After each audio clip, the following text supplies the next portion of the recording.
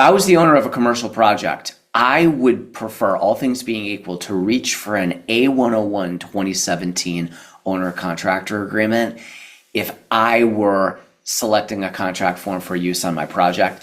Now, that's not to say that there aren't other contract forms, both AIA and non-AIA, that I use frequently, that I'm very fond of, but I think that the A101-2017 has one particular advantage for owners that other contract documents may not, and that is as much price certainty as you can get on a construction project. We, of course, know that every project is going to have change orders, the schedule is going to move, the price is going to typically be adjusted over time.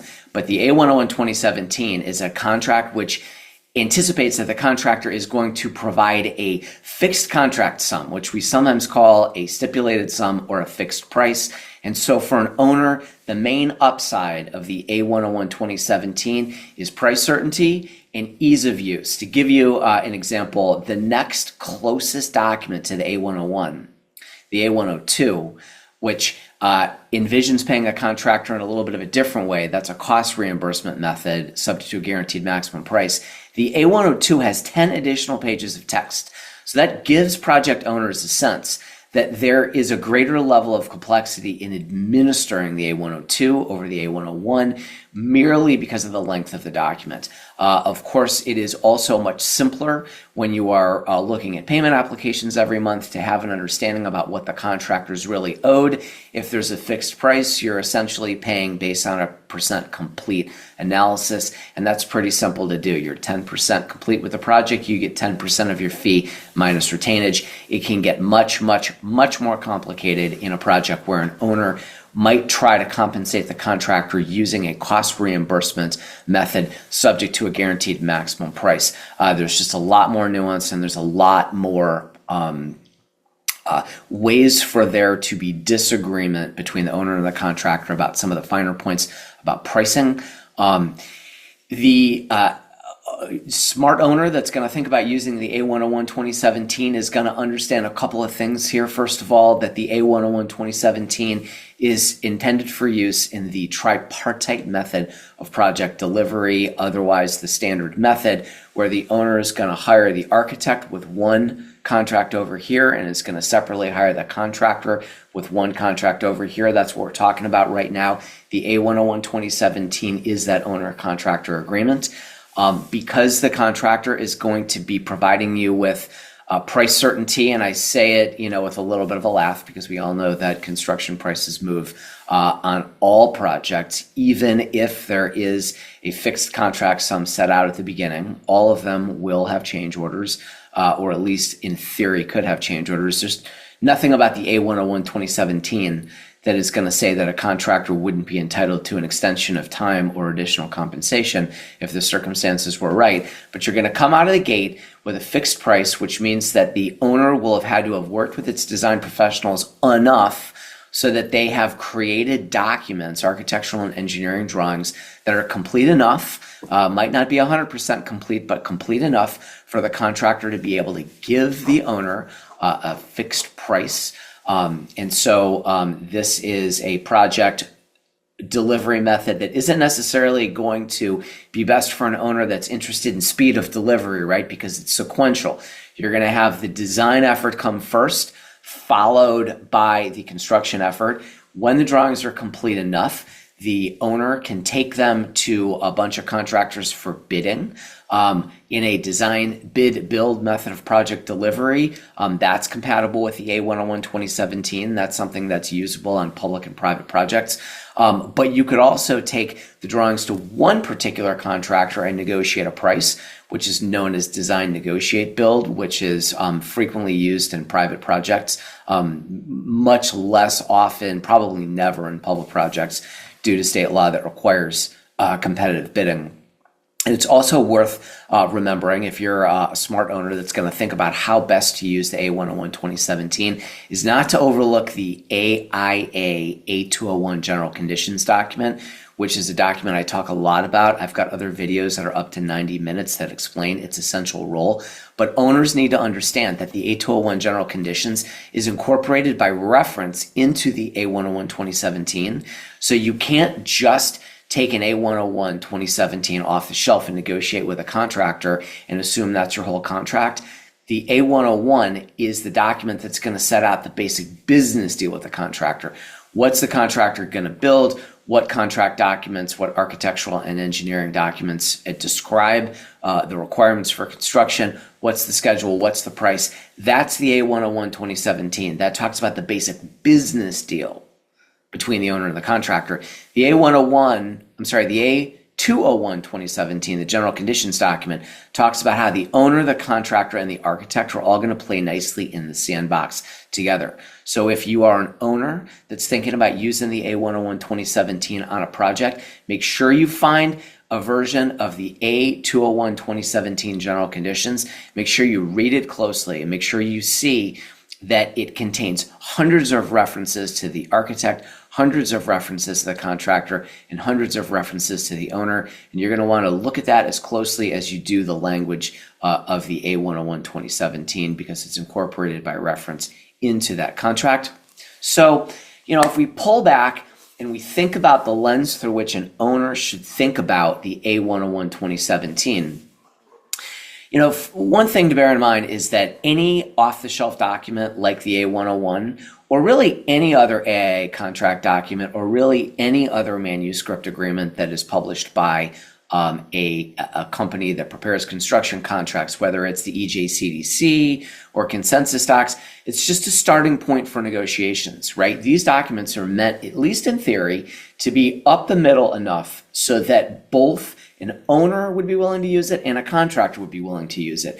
That's another way of saying that there's a bunch of terms that I like to stick in the contract if I represent the owner that are not part of the standard agreement. Some of these are project specific, some of these are client specific, but I do have a standard set of edits that I like to put in when I represent owners, all things being equal when I'm drafting an A101-2017. So if we go through the 10 articles in the A101-2017, I can hit the high notes on a couple of things that you may wish to consider if you're a project owner and you're looking to make some project-specific edits. Article 1 of the A101-2017 describes the contract documents, right, which are the basic owner-contractor agreement, exhibits thereto, issue for construction documents, and a number of other documents that are together going to comprise what the contractor's obligation is in terms of constructing the project. One of the things that I think could use a little improvement, and this is no knock on the AIA by any stretch of the imagination, but I do think that when I'm representing an owner, I like to address in Article 1 what happens in the event of any conflict or inconsistency in the contract documents. I think that there's some concepts in there that a well-advised owner is going to want to get into Article 1. If we move on to Article 2 of the A101-2017, that describes the work with a capital W of the contract, work being a term of art. Capital W work refers to the contractor's obligation, what they're building. And I think that Article 2 is a little bit light when I'm looking at it from the perspective of an owner on what is the standard of performance for the contractors. We don't want them to just execute the work. We want them to execute it to certain standards. And I certainly have my standard edits for Article 2 of the A101 that speak to that. And I think that there's room for consideration. I call it issue spotting, project-specific issue spotting, whether there's anything particularly unique about the way that the contractor is going to execute the capital W work that might need to be worked in here. If it's an apartment building, it's different than a condo building. If it's an existing building, it's different than a ground-up building. If it's a building where there are tenants or other people that are going to be coming in and out of the building, there's room for lots of custom edits in order to set out what the requirements are for executing the work. And if I'm representing an owner of a commercial project, I like to think about Article 2 as a place to add some of those custom edits. Article 3 of the A101 talks about the date of commencement and the date of substantial completion. In other words, the bookends for start and finish of the project. If I'm representing an owner negotiating an A101, I'm going to really want to look at what triggers commencement of the work, and there's certainly some custom edits that I like to work in there. There are a number of construction commencement requirements that I like to impose on contractors. Some of those things relate to insurance, some of those things relate to permits, but then there are other edits as well that I like to work in there for the protection of the owner. Same thing with respect to the other bookend. When we're talking about substantial completion, when we're talking about final completion, I'm interested in not just putting in key milestone dates, but there's some additional nuance and there's some further edits that I'm going to work in Article 3 of the A101 for the protection of the owner.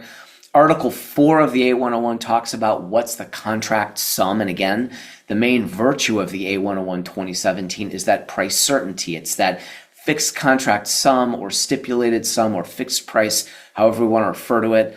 The term of art that's used in Article 4 is the contract sum, and that is what is going to drive the selection of this contract document more than any other. And there's a bunch of information that I like to include beyond just a number to indicate what the contract sum is if I'm representing an owner on a commercial construction project. It's critical to set out certain information in writing. I usually like to include it as a contract exhibit that is going to breathe life into how is the contract sum derived? What is its constituent components? Some of those edits are going to be scope-based. If we're going to talk about there being a fixed contract sum, I want to know, what, if any, are the exclusions that a contractor is carving out where they're not committing to a price. There are certain kinds of allowances, is the term of art that we use in construction, that are good, where they're fair. I think that there are certain times where a contractor should be entitled to say, I'm going to give you fixed pricing for 4 out of 5 things, but that 5th thing, I'm going to give you an allowance, a placeholder. I'm not going to give you a firm price. There are some good reasons why a contractor would include allowances in a fixed price agreement, even though that dilutes the owner's price certainty a little bit. But then there's also times where I think it's inappropriate for a contractor to include allowances. And in my issue spotting exercise that I go through on behalf of my owner clients, I'm looking at documents prepared by the contractor. I'm looking at how firm their pricing really is. And if they've got allowances in there, which is basically a price placeholder that they're not held to, I'm going to put my thinking cap on and I'm going to say, given what I know about this project, is that a good allowance or a bad allowance? Is that the sort of allowance that I think is fair to give the contractor? Or is this just a way of the contractor negotiating a wiggle room with the owner that is inappropriate in a fixed price agreement? There are also time-based aspects of the contract sum. Sometimes when we think about the contract sum, we just think about dollars. We don't think about time.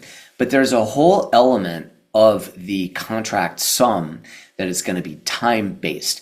Sometimes we talk about these as general conditions dollars. Sometimes we talk about them as general requirements dollars.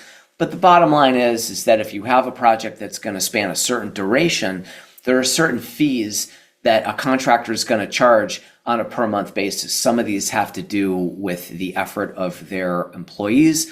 Some of them have to do with things that they rent, like fencing or construction trailer. And so when I am thinking about how to protect an owner and how to make the contract sum that's offered by the contractor as fixed as is appropriate, I want to go into some detail into the time-based elements of the project that drive certain dollars that are included in the contract sum. These are often things that I address in contract exhibits. This is a place where if there are going to be liquidated damages that are going to be part of the contractor's agreement with the owner, in other words, not a penalty, but a damages amount that is ascribed to each day beyond the date that the contractor achieves substantial completion, each day the contractor is late. I'm really going to want to think about the clear language that would be required in the particular state that I'm using the contract to try to make sure that those liquidated damages provisions are as enforceable as possible. Liquidated damages are often frowned upon by state law. And so if you don't have really clear language in the contract talking about what liquidated damages are and are not intended to do and what they are intended to be and how they are reached, you can find that they're struck down. This sets aside a much bigger discussion about whether or not liquidated damages are a good or a bad thing. A lot of time owners think that they're only a good thing and contractors think that they're only a bad thing. But in another way of looking at it is liquidated damages can actually be a limitation of liability that can have pros and cons for both the owner and the contractor. So there's a lot to think about there. If we move on to Article 5 of the A101-2017, we get to part of the contract that talks about payments. Now, as I mentioned earlier, there's a lot of information in the A201 general conditions that speaks to payments. It speaks to the payment process. Because again, the A201 general conditions is going to talk about how the owner, the contractor, and the architect are going to play nicely in the sandbox together. What is going to be the process for having payment applications reviewed and certified by the architect? But the Article 5 that you'll find in the A101-2017, even though it's a bit of a concentric circle with some of the concepts contained in the A201-2017, Article 5 talks about payments, and it has a bunch of important information about what is going to be the process each month for the contractor to submit its payment applications. Some of the most important edits that a well-advised owner is going to put in the A101 are going to be contained in here. It is critical to comply with state law. And as I mentioned in other videos, AIA contract documents, like any other off-the-shelf agreement that you can purchase from any other entity, are not state law specific. There's not one document that's going to intend to comply with all the particularities of the laws of every state. It is up to a well-advised owner to modify Article 5 of the A101 to talk about what are the state law obligations on the owner and how are they going to meet them, what are the state law imposed obligations on the contractor for the payment process. A lot of times this is prescribed as part of the State's Mechanics Lien Act, but there are also statutes that speak to, can retainage be held back by the owner from the contractor? Under what circumstances, in what amounts, for what durations. And you don't want to run afoul of those laws any more than you want to run afoul of prompt payment laws. So there's a lot in Article 5 that a well-advised owner is going to want to get in there. They're going to want to get in a good description of what are the payment documents, what's the payment documentation that a contractor is going to need to provide the owner each month for its own reasons, but also for complying with state law. These are often documents that I will include in sample form as exhibits to the A101-2017 if I'm representing an owner. There's also a lot that can be added into Article 5 payments in the A101-2017 contract that talk about logistics. Is the contractor going to give the owner what we call sometimes a pencil draft or an unsigned proposed draft version of the payment application on the 15th of the month before they submit the actual document on the 25th of the month? Is there an escrow agreement in place? Is there a lender whose approval is necessary? Will payments be made by the owner to the general contractor and then trust that the general contractor is going to pay the subs? Or will the owner be in a position to either have an escrow agent or the owner make payments directly to the subcontractors, which, imposes an additional administrative burden, but has certain upside to the owner in terms of minimizing the risk of mechanics liens. And then there's also room to think about custom edits for a well-advised owner in Article 5 of the A101 about final payment. How does the process for final payments differ perhaps from the process of interim payments? If we move into Article 6 of the A101-2017 Owner-Contractor Agreement, we get to the dispute resolution section. This is where you're going to check the box for arbitration as the binding form of dispute resolution. If you wish to use it, you can check the box for litigation as the form of binding dispute resolution if you believe that that's in your interest. If you check neither box in the A101, the default is litigation. But there's a whole bunch of additional edits that I like to include in Article 6 of the A101 to protect a well-advised owner. Ironically, these edits are not all that different than what I would include if I was representing the contractor in an A101 negotiation, because I'm all about early, cost-efficient dispute resolution. I come from the school of nip it in the bud.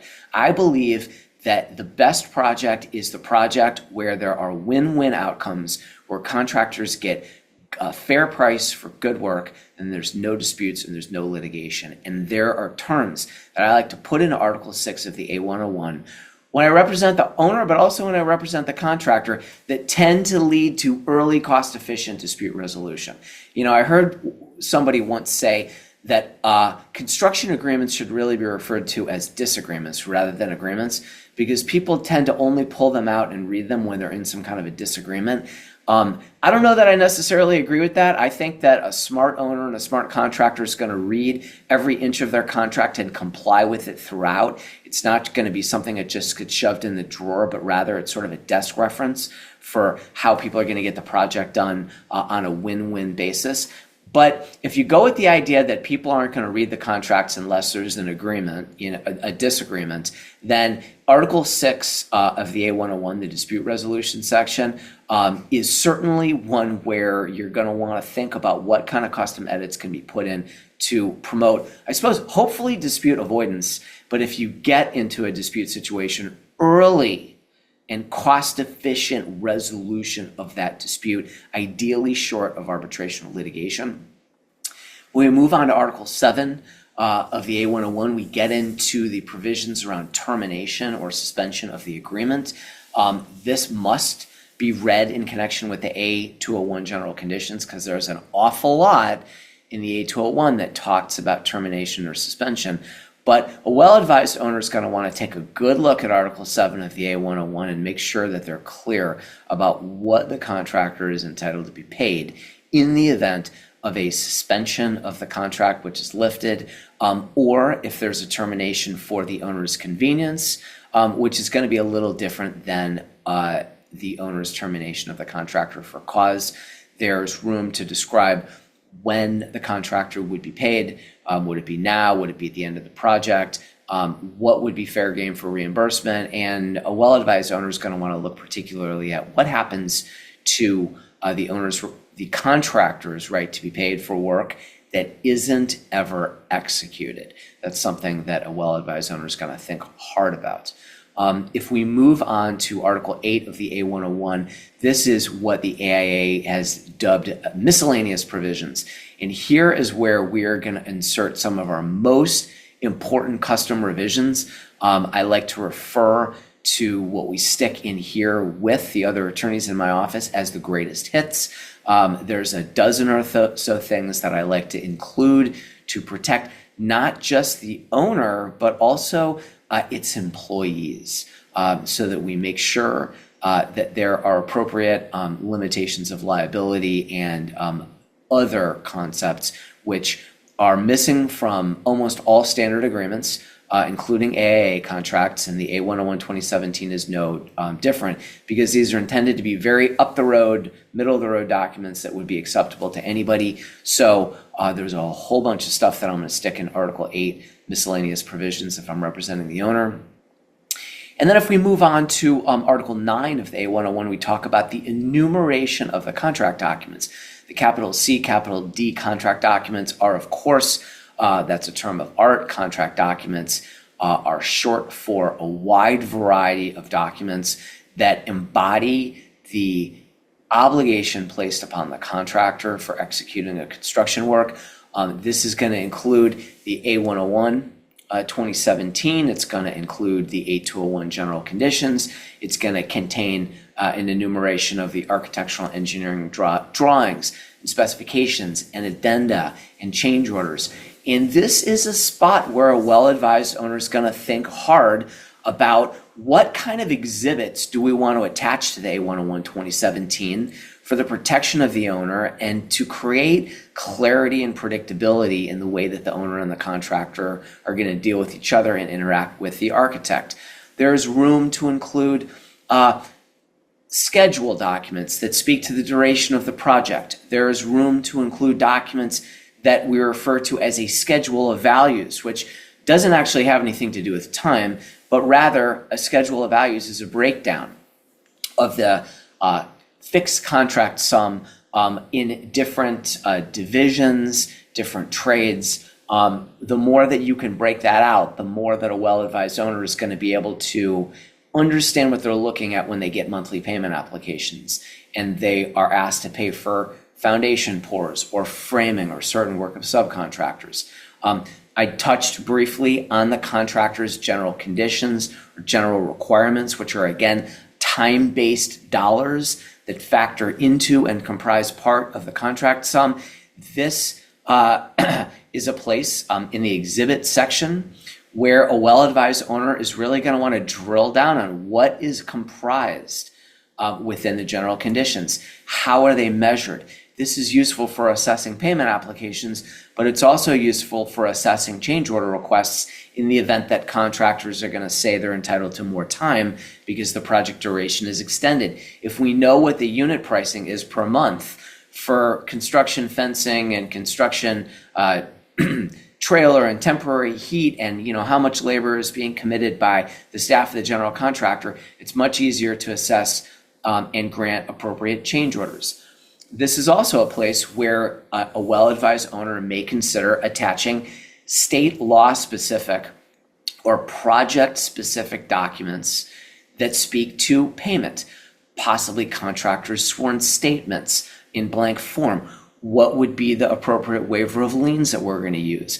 Will there be a waiver of lien to amount of payment? Will there be a waiver of lien to date? Is that different than the sample final waiver of lien? This is an opportunity to set that out and get clarity, particularly if an owner has a lender or an escrow agent that's going to want certain documents to be used. We can attach them as exhibits to the contractor and help the owner achieve clarity so they don't hit bumps on the road when they get into the payment process.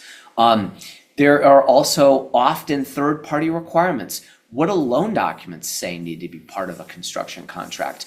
Is there any sort of a work letter, perhaps, that would be given to the owner by a tenant for requirements for the build-out? This is in the exhibit section, also a place for the owner to specify, are there key contractor personnel that they're counting on working on their job? There's an opportunity to attach a log that specifies out every drawing, how many pages, what's the date of the drawing, when was it issued, so that we don't get into confusion about which versions of the structural sheet in question are the ones that are part of the contract. Is it that one or this one? Is it that architectural drawing or this one? Here's where you can say, the first architectural sheet, is issued on this date, and the second is titled this way, and it's comprised of this many pages. So a drawing log and a log that sets out specifications is worth considering. And of course, any contractor is going to want to include their clarifications and their qualifications and their exclusions. Even if a contractor is going to give an owner a fixed price, they're going to say, but we're assuming that we don't have to pay prevailing wages, and we're assuming that we're not going to have to execute the contract work in the winter, so we've not arranged for temporary heat. There's myriad qualifications, clarifications, and exclusions that a contractor is going to want to include. I like to see them as an exhibit, and it's a document that I'm not necessarily going to take on at face value. I'm going to think hard about what the contractor is saying in their clarifications and exclusions, and I might be speaking to parts of the design team to see whether they agree that those are appropriate. Perhaps it's appropriate to attach geotechnical reports or site reports or property condition reports or environmental reports. There's myriad other documents that could be attached as exhibits, and Article 9 enumeration of the contract documents is a good place for a well-advised owner to think about adding those exhibits in and then actually attaching them. And then finally, last but not least, is one of the most important edits that I like to put into an owner-contractor agreement when I'm looking to protect my owner clients. I like to create a new Article 10 that I call enumeration of the additional insureds, where I will list out right above the signature block who are the parties that the owner requires the contractor to name as additional insureds in its insurance. These can be lenders, these can be tenants, these can be adjacent property owners, these can be investors or joint venture partners of the owner. But in order for insurance to function properly, in order for, heaven forbid there's a dispute where there's injuries, there's some kind of a calamity, an explosion, a collapse, in order for everyone's expectations to be met, the Insurance will not function properly unless the contractor has named the correct additional insureds that the owner requires. So I like to put it right before the signature block, right in everyone's face, so that I can make sure that my owner clients are thinking hard before they sign the document. And for those of you who are thinking, I don't need to worry about that because I just give the additional insureds to my insurance broker, think again, because it's often the case that insurance policies are going to say that somebody who the contractor must name is an additional insured if they are actually named as an additional insured and if there is a contract that requires them to be so named. So leaving out the additional insureds from the A101-2017 is a bad idea, and there's no great place to stick that. There's no blank created by the AIA, so I like to put that in as an Article 10 enumeration of the additional insureds right before the signature block so my clients don't overlook it. This just scratches the surface for owners of commercial property, for real estate developers. I'd say that I've covered about 1% of what I like to think about when I'm representing the owner of a commercial property in a contract negotiation using the A101-2017, but I've hit the high notes. And hopefully this is a starting point for you to think about how to modify this document in a project-specific way that will meet your needs and tend to promote win-win outcomes, no disputes, good work for a fair price, and a bunch of happy people that are able to move on to their next project with a smile on their face.